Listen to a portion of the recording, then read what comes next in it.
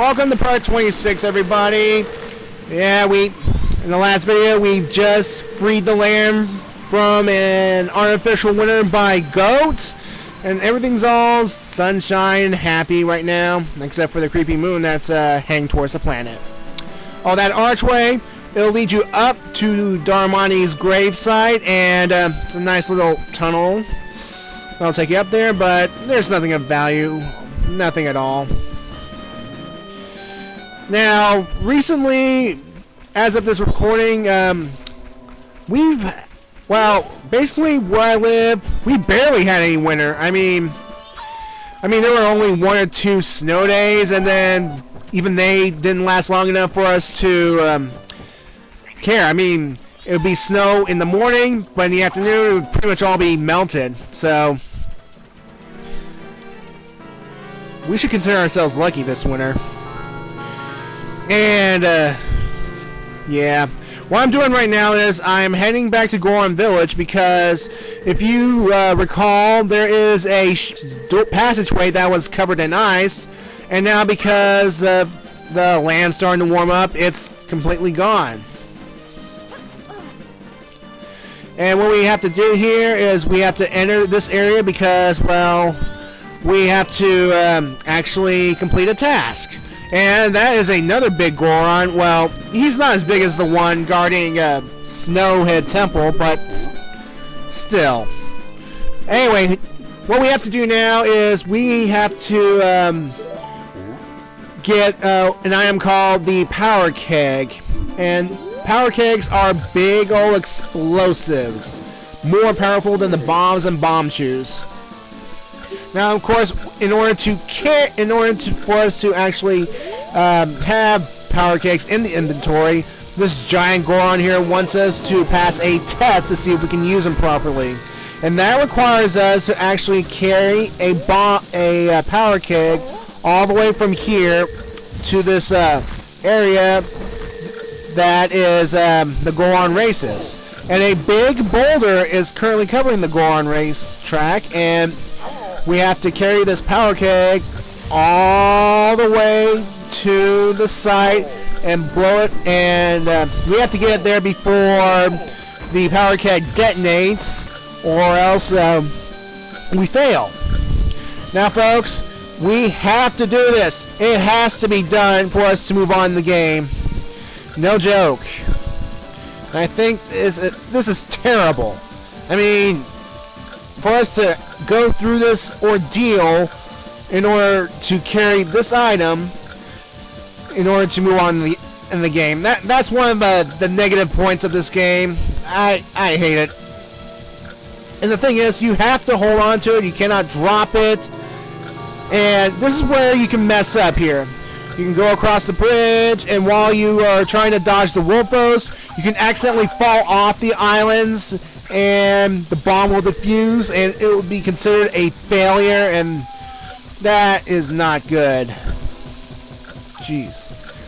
And of course, at least they give us this long wick for this type of Powder Keg because, well, you have to travel a certain distance, and of course, as the Goron giant tells us, that when it takes faster, it's about to explode.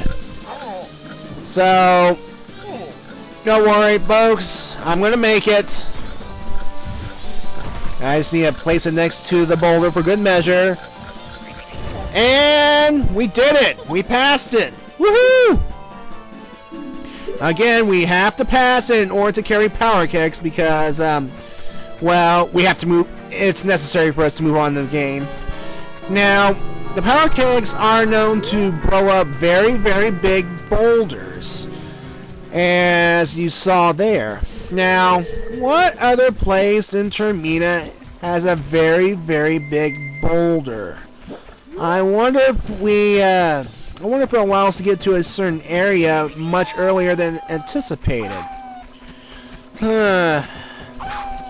Well, folks, if you put 2 and 2 together, of course, I'm talking about Milk Road and Romani's Ranch. So, yeah.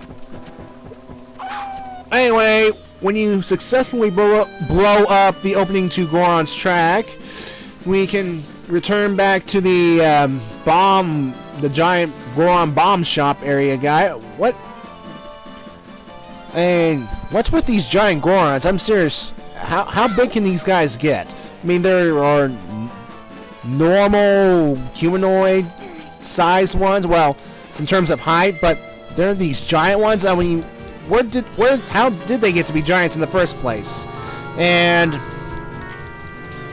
I mean, there were a couple of giants Gorons in the last game, Ocarina of Time.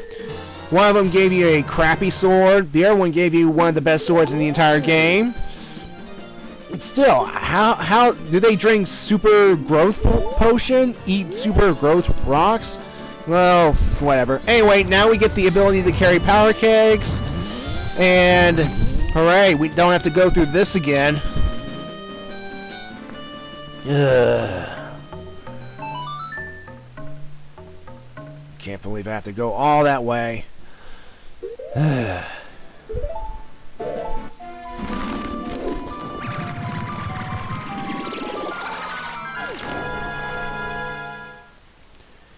Anyway, folks, what I did was I went back in time so that I could re-enter Snowhead from day 1. So I can go ahead and be Goat because I wanted to be Spring on day 1 for a certain purpose. And you'll actually see that purpose coming up. Time for some item collection. Now, we've had our trusty Kokiri Sword for 2 games, but when you think about it really, it's more like a dagger and it doesn't do that much damage. So, I think it's long time we upgrade our sword. Enter this cabin, and I can't, again, make sure it's springtime. And, jeez, look at that guy! What the heck is he? Oh my god, he has half a mask? Is that a mask or his face? Or, jeez. I mean, again, Termina is a weird place. But of course, we have to come here because, well, I think that the time has come to upgrade our sword. I mean, basically, why we're here is we're going to come here and upgrade our Kokiri Sword into a much stronger weapon. Now, what we have to do here is on day 1, visit the shop and basically talk to this guy into upgrading your sword, and you have to pay him 100 rupees to do so. And it won't be ready until morning of day 2. So you're going to be without a sword for a while unless you play the Song of Double Time to warp yourself to day 2. But you still have your other forms and your bow and arrow to protect you for a while. So what I'm going to do while I wait for my sword to be forged, I'm going to go ahead and do the Goron racetrack. Because because when I do the Goron race, I will get 2 items that will be very useful to me. And of course, there is the Goron infant. Alright, good. You feel much better? Good. Don't be selfish and cry. Oh, what? Oh no, don't you dare, don't. Oh god, no! You just said you wouldn't cry! What a hypocrite. Anyway, folks, I'm gonna go ahead and blow open this thing with a Powder Keg. And, oh, with Powder Kegs, though, you can only carry 1 at a time. And, you would only need, because, I don't know, because the big Goron guy said they were volatile and dangerous, so, yeah. Alright, now that the racetrack is open, we're going to go and get ourselves involved in this race, because again, we're going to get a couple of items in this race that will be of great help to us. So all you got to do is, again, talk to the Goron Elder's son, and he says, he'll ask you if you're going to enter, and of course hit yes. And, well, yeah. So the race is basically, well, what you can do here is you can actually sneak a little, you can go a little forward as long as you don't get past the checkered lines, and you can get a little, you can start ahead of the rest of the pack. However, it won't matter as the rest of the Gorons will catch up to you.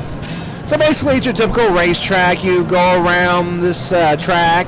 The other Gorons will bump into you. They can actually destroy the magic green pots that you need to refill your magic meter. And there are bomb plants that can slow you down a bit. And they can bump into you and they can mess up your progress. Now, don't worry. Even though that you can get bumped out of the way and knocked down, you can still catch up because some of these Gorons are idiots, and there are also these ramps here that you can use to gain some speed and momentum. And yeah. Now around this area, around this bridge, is where you can get the lead because you can knock some of these Gorons off the platform, and well, the less Gorons that you have to contend with, the better. Just stay on the inside track and you can basically win the race. Although I've had this happen to me a number of times, like the Gorons I'll be winning, I'll be at the very end, but for some reason or another, a couple of the Gorons will overtake me and win, and I think that's just bullcrap. But regardless, when you win the Goron race, you get a bottle with gold dust. Anyway, now, why would Gorons need gold dust? I mean, do they use it for money or what? I'm not sure. I mean, do they dip them in rocks? Do they use them for illegal purposes? I'm not sure. Anyway, on day 2, we're going to go. On day 2, we can reclaim our sword, which has been upgraded to the Razor Sword, and you have to admit it's cool looking. I mean, I like the design of that, but there is a fundamental flaw to it. If you strike the sword 100 times or restart a new time cycle, it will change back into the Kokiri Sword, and that sucks. I mean, you have this cool looking weapon that is stronger, but then gets downgraded back after extended use. Kind of reminds me of that episode of Simpsons where Moe the bartender gets his plastic surgery to look handsome, but then he gets in an accident and his face changes back, something like that. Well, anyway, in order to make our sword even stronger, and we can make it, can't talk. In order to make our sword even stronger and make sure it never loses its shape, give the guy some gold dust, and you have to give up your sword and then warp to day 3. And by the way, what happens is they'll use the said gold dust on your sword to upgrade the Razor Sword into the Gilded Sword. And good news, folks, the Gilded Sword is a permanent upgrade, which means it will never dull. You can hit it so many times, it'll never change shape. You go back in time, it will never change shape. It's changed for good, and it's much more powerful than our puny Kokiri Sword, which means we can damage enemies more. And look how big it is. Look how big his sheath is. I mean, his sheath is pretty much the 3/4 of his body. That's how big the sword is. So yeah. And we're going to need a stronger sword because the territories we are going to next, the enemies are going to be a little harder. And, well, we're going to need all the help we can get in this game. So, right now I'm trying to demonstrate how powerful the sword is. Because, well, unsuccessfully. There we go. See, in one hit, it dies. When it took 2 hits with the Kokiri Sword.